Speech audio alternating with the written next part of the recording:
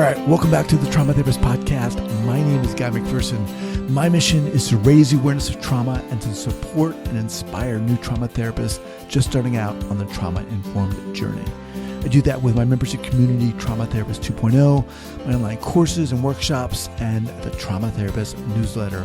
If you're a therapist of any kind and you work with individuals who've been impacted by trauma, I invite you to head on over to my website at thetraumatherapistproject.com. That's thetraumatherapistproject.com. All right, let's get started. All right, so here we go. So we are recording. I'll read your bio and then we'll get going here. 5, 4, 3, 2, and 1. All right, folks, welcome back to the Trauma Therapist Podcast. I am very excited to have back Dr. Harry Zeit. Harry, welcome. Welcome. It's great to be here. All right. So Dr. Zeit, who last joined me on episode 416, currently works full-time practicing trauma therapy and psychotherapy. He's certified in Sensorimotor psychotherapy, completing the final level of training in 2013. Harry previously worked as an American board-certified emergency physician in Cambridge and Toronto, Ontario, between 1983 and 2005. He's an advocate active in the Medical Psychotherapy Association of Canada and held the position of education chairman of the OMA Section in primary mental health care GP psychotherapy between 2011 and 2016. Harry created the Caring for Self While Caring for Others series to meet what he perceived to be a growing need for the medical profession to face challenges around unremitting stress and burnout, and to differentiate these physiology-driven processes from a mental health model which favored treating burnout as anxiety and depression. All right, Harry, welcome back. It's been a while since a lot's happened in between. Yeah. And a lot's happened. But let me just say that, you just so inspired me with your presence and your passion initially, which is why I invited you on. And you're just someone that I really am inspired by continually by the work you're doing. And I just wanted to say that. And I just want to thank you for coming back here. I'm touched by that. Thank you. You're welcome. So how the hell have you been? I mean, we talked before COVID, and what's been going on? How has that impacted you? How has that influenced the work you're doing and so forth? Well, we can start by just getting over COVID now. So that was a learning experience. I was lucky. You're kind of dragged and I was tired, but I'm feeling quite good now. Good to hear. So that was January. I think I changed. There's something in me that shifted as the lockdown began. Certain things were coming to an end, like the Caring for Self While Caring for Others series, and there were political and financial reasons, but it had really truly run its course. I had gone from very personal, very nervous system issues to more global issues, and new things started. So I got much more involved in a training program for doctors to learn psychotherapy. So that built. But I think also something changed in terms of saying I couldn't push the way I was pushing because there was more fear, more uncertainty, and we didn't know how long this would be. So something got quieter and more reflective in me. And I've accommodated, and the work has been different, but it's been about the same amount of work, just opened up in different areas. So I can talk a bit more about what I've been doing today. Yeah, please. You said you moved from more nervous system kind of attention to more global issues. What do you mean by that specifically? Well, that was in the Caring for Self series itself, which ended in 2019 in the spring. And by the end, I was starting to, because I'd done so many talks, I think I'd done close to 35 talks. Wow. And I'm probably running out of how many little things you could do to lower your arousal or increase your arousal or do a Qigong technique or a sensorimotor technique. So we'd covered a lot of ground. And I was just naturally, in the last year, I just started to think about things that were on the horizon, like Black Lives Matter and activism and more planetary phenomenon. And I think once I reached that point, I lost interest in going back and doing it again in that series, but Mm-hmm. I'm coming back to it in different places. Mm-hmm. In that. So But help us connect the dots between, look, yeah, you spent a long time as an emergency physician, got into psychotherapy and somatics, and now this interest and passion about the global issues. yes. Well, I think when I'm laughing, one of the curses or blessings is when caring for self. There were internal politics in medicine. As things got tougher, things tended and still tend to balkanize. And, it's a trauma response in itself. But one, a colleague of mine I very much respect, who's a guy who's done the world. He's older than me. He's now retired. He'd, been in the Vietnam War as a doctor. And he said, you know what? Go on Twitter and, I'll help sort of push your series. And that kind of introduced me to where the world hangs out with its trauma. So um, I've been doing the gamut really, and I'm still doing workshops for clinics or for groups that ask, and we're doing some very foundational sensory motor and nervous system work. Mm-hmm. But I'm also, it's hard to ignore what's happening in the world, whether I'm on social media or, even my patients, my individual patients, one of them, ex-first responder, he is so passionate. He's in our capital now with the rally that's getting so much good and bad press. And other people are at the opposite spectrum and seeing that rally as a Confederate Nazi kind of hatred expressing itself, and people in the middle. So having to hold a lot of space, uh, I think it's allowed me and invited me to step back and seeing how we're in a world right now where people can't hold everything, that it's too much. And so the trauma response has come up. Who do I blame? What do I do? What, how, and, it's almost that the group that needs treatment now might be a global group. Treatment's a bad word, but, some sort of reimagined way of healing and addressing what's hard to bear and hold.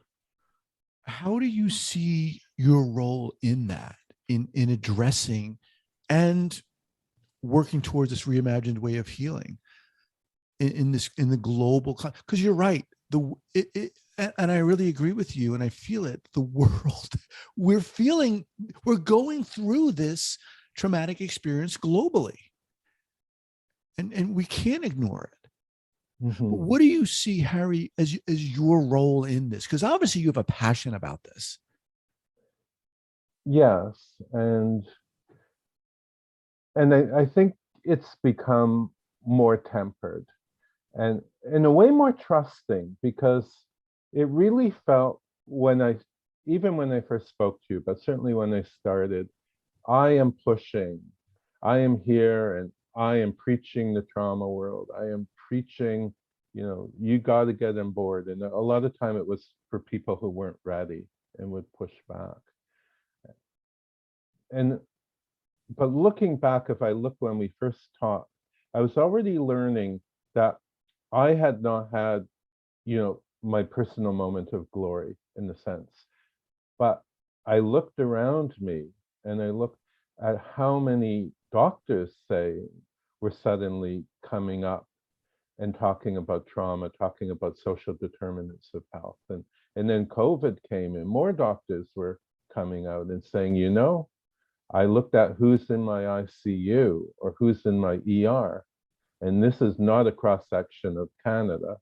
This is people that are are oppressed or less fortunate or economically or racially, somehow experiencing adversity. And that adversity, just like childhood adversity, tends to lead to adult PTSD, and all that adversity was leading to illness and that. So the world I occupied starting 2 or 3 years ago was a different, more receptive world. And I realized that it didn't have to be such a fight, that there's actually a lot of people that are awakening now, and a lot that are fighting back. So there's this tension in medicine. And I think just by chance, I moved into this 1 year training program we created. And it happened just around the time I was speaking to you. We were working on it, and it was a funny thing because someone else wanted to do a training program, but they kind of wanted to do it on their own, and they were kind of pushing me and people in the MD Psychotherapy Association, kind of, can you just support my program? And we said, hold on, like, if we're going to do the program, it's a really cool idea, but we want to do it in a way that's broad-based, that's experiential, that's not just one guy with a few add-ons talking about kind of psychiatry light, that we want to bring in more vision. And, it's here in this place that I realize that, now it's done really well. I'm amazed. So we did 30 people in person, and then the program almost died because then we didn't get people.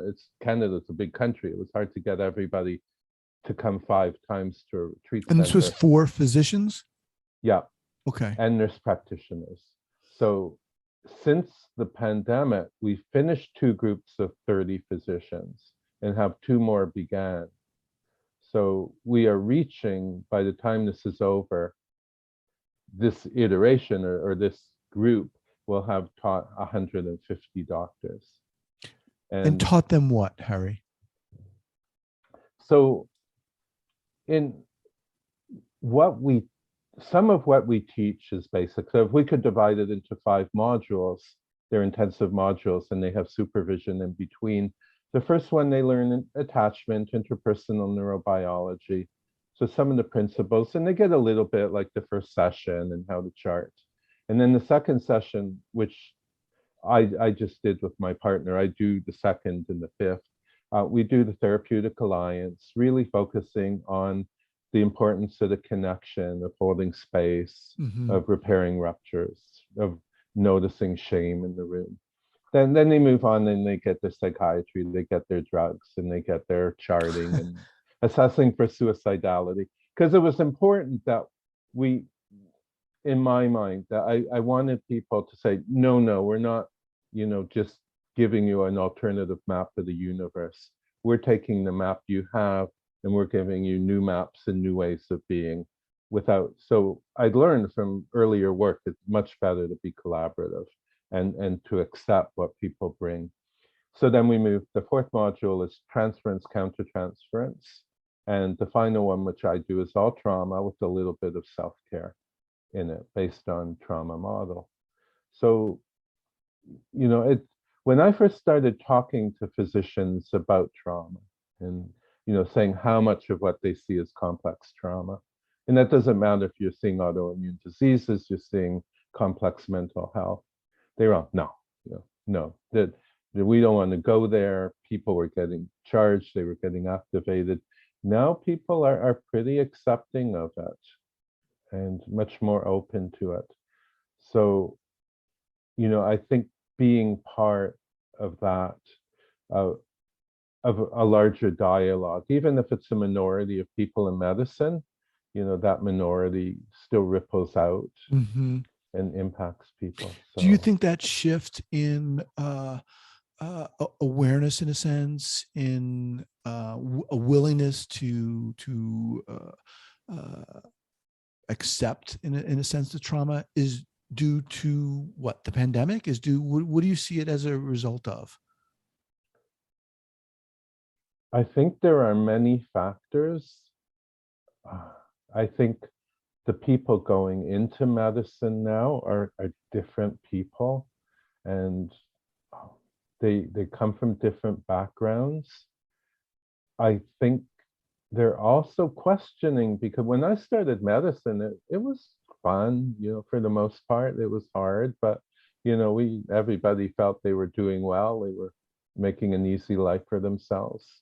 And now, it's healthcare all across the board is very challenging.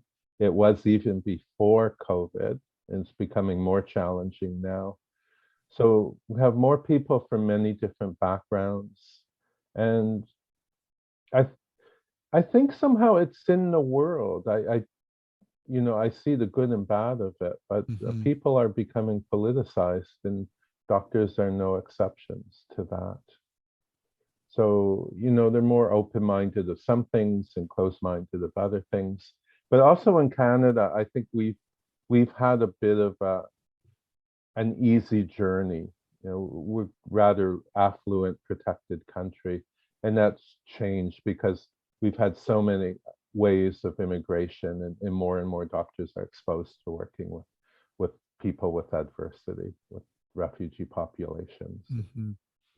So, it wasn't, 10 years ago, someone wouldn't say, yeah, I thought that until I talked to my Chilean patients or I talked to my Syrian patients or so forth. Do you feel that the pandemic and the anxiety, certainly that it's caused a lot of us, and uh, trauma in a sense, do you feel that shifted the way you personally interact with your clients or your patients, and what you teach others? Yes. And I think, well, for starts online, it's much harder to do sensorimotor psychotherapy. Some people would disagree, but and also people aren't looking for it so much. I've taught and I practice holding space, being a witness, sort of coming very open, and being present to whatever shows up, and a very compassionate, expansive way And to has that receive. shifted from prior, before the pandemic, do you think, for you? Yes, I do think Why? so. Why is that shifted? How so? I think because, part of it was natural and some of it was what I was reading, and what people were bringing. And, it suddenly we weren't just processing old trauma, we were living in current trauma, Hmm. and people were very afraid, and the needs changed. I can say I've done 3 different groups for doctors. This is plus this, so this is outside patients, but it kind of the same thing, whether it's patients or doctors, and same needs, same, we all bleed the same. And the first group was more like early on, and we were reviewing cases and supporting one another. And then I did a group for an ER, and all these invited me outside the official channels because there's some cynicism about how the official channels of wellness are working. Same in the States, and that one kind of nice. I just teach, a tool or two, and then I just let them interact, and it worked. Just holding Hmm. space, and in their own wisdom, their own answers came, and they were great. They were a tight ER group, and they wanted me because I'd been an ER doctor, and they felt heard, and that I knew what they were talking about. The last group, which I just finished, I don't think it went so well. We were invited to do a very standardized 9-week sensorimotor skills group, teach all the nervous system, all tools. And I realized that would have been fine 3 years ago, but the people had just needed connection. They needed time to talk. They needed to be heard. And that need to be heard and seen, I think, is very big now. Hmm. I think people feel drowned out. They have trouble even hearing their own voice in their inner world, because so much now is against interiority. You know, I think the Ken Wilber old integral model. You had the 4 quadrants, and you had the interior, like the consciousness, And then you had science, and you had culture, and you had systems. Hmm. And I'm kind of a systems guy, so I get mad at I hear people sometimes, but um, people like are losing that connection just to themselves.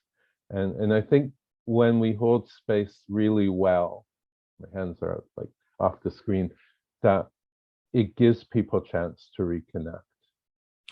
And when you say hold space really well, what are you talking about specifically?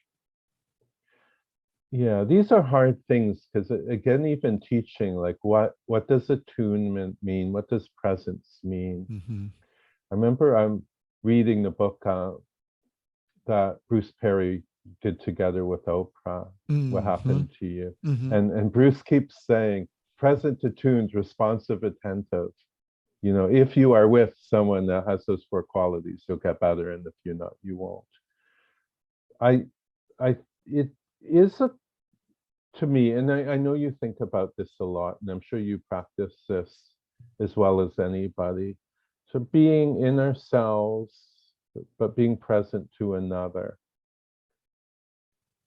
But in some ways, it's that awareness, I think, of what the analyst called the third, that we are working in the moral universe where it's you and I, and there's a sense of right or wrong, and of being witnessed by something larger.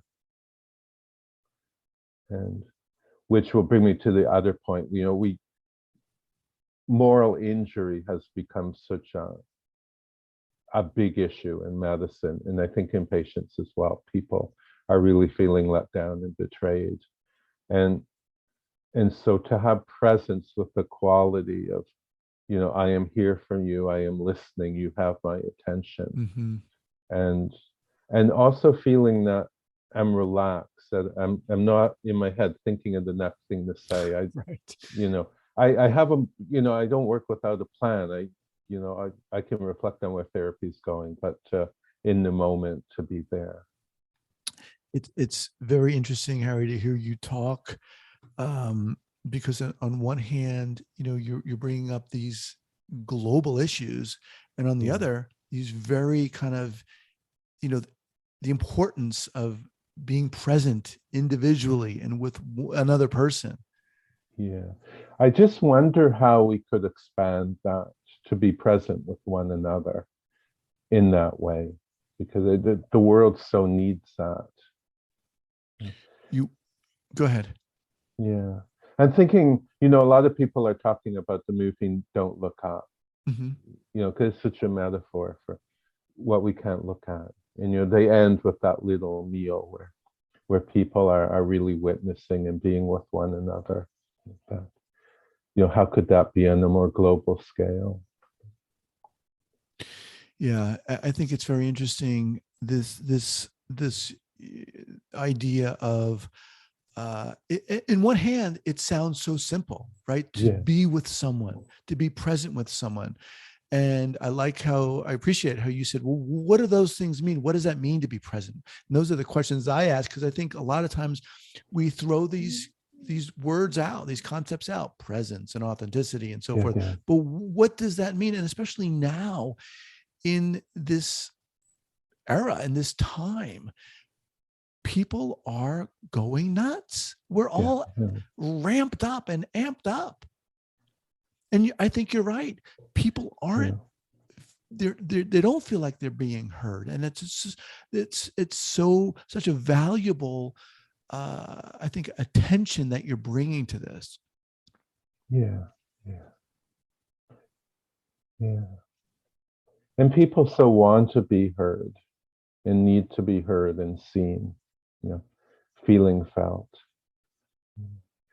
You know, we had an interesting discussion in the module on therapeutic presence, because everyone was talking mindfulness.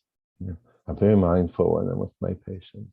And I make sure they're mindful. And then actually, I talked a little bit about with Pat Ogden, you know, who's the founder of Sensorimotor Psychotherapy, when I was starting to do a little bit of work with first responders and asking her.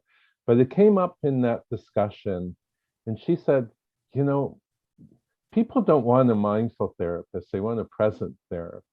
It says, I'm mindful about 10% of the time. I'm present about 90% of the time. Meaning, presence is the flow. I'm flowing with you. We're moving together in that magical right brain to right brain way. Somehow we're doing a dance that's as ancient as life itself. Mm-hmm.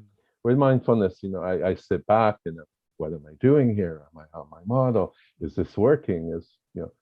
Do I need to do something else? And then we go back to that present. But that's very hard. I think, especially for new people that were even thinking about doing therapy, they're, oh my God, what are these people talking about? How am I ever going to do this? But we model it for one another.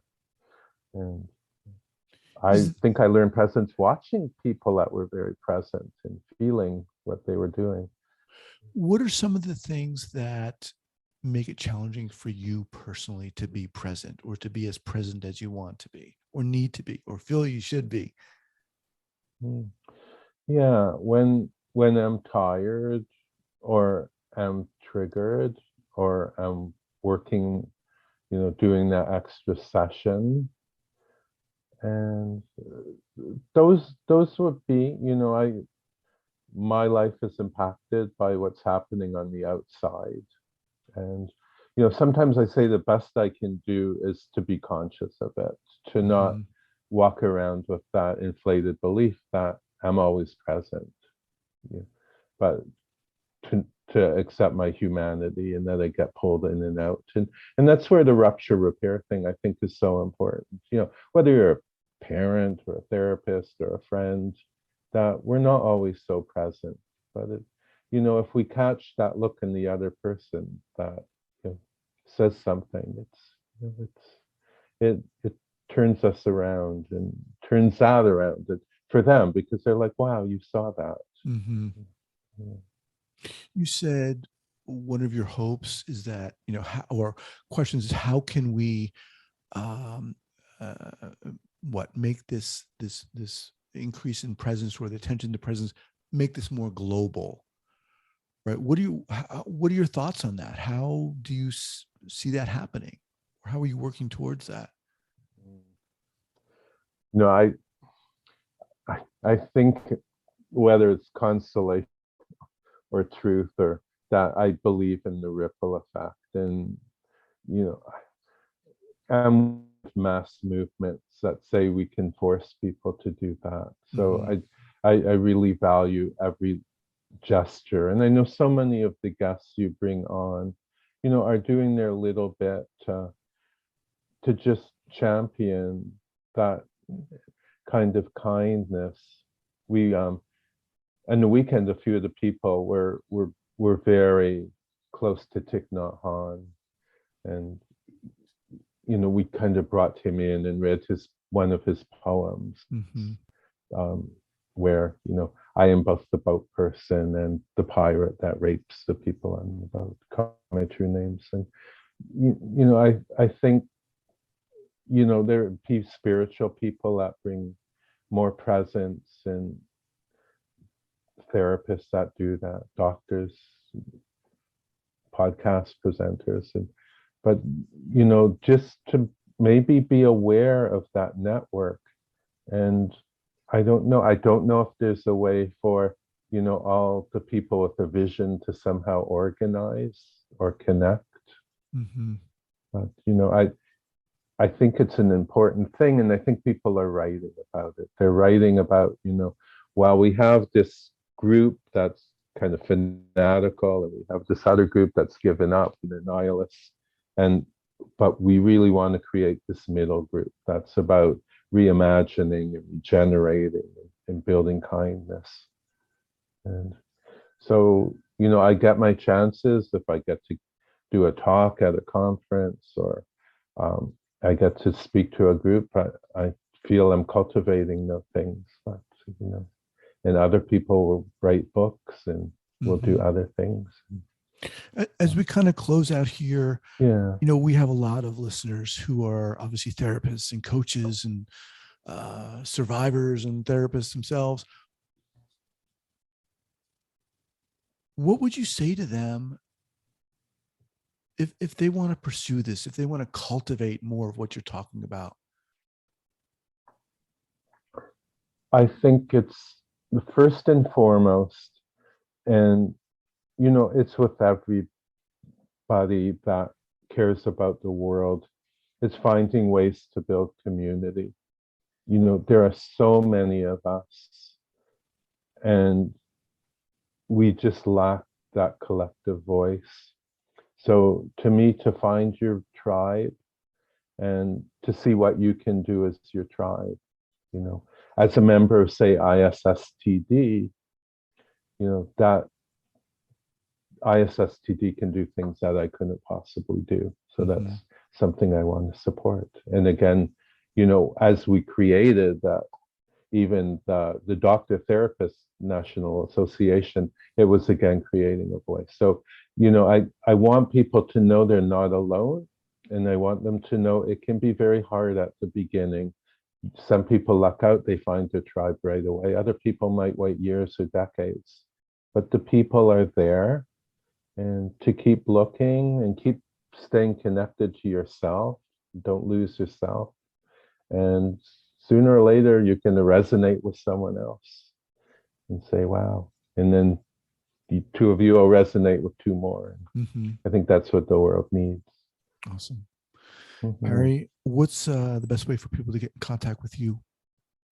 I think you've linked my website, which I haven't been paying much attention to. I'm so busy. I'm trying to avoid, but I love contacting people, and it's been great talking to people from England and US and all kinds of different avenues in the last couple of years. So my email, drharryzeit@gmail.com, is a great way to reach me. Okay. Yeah.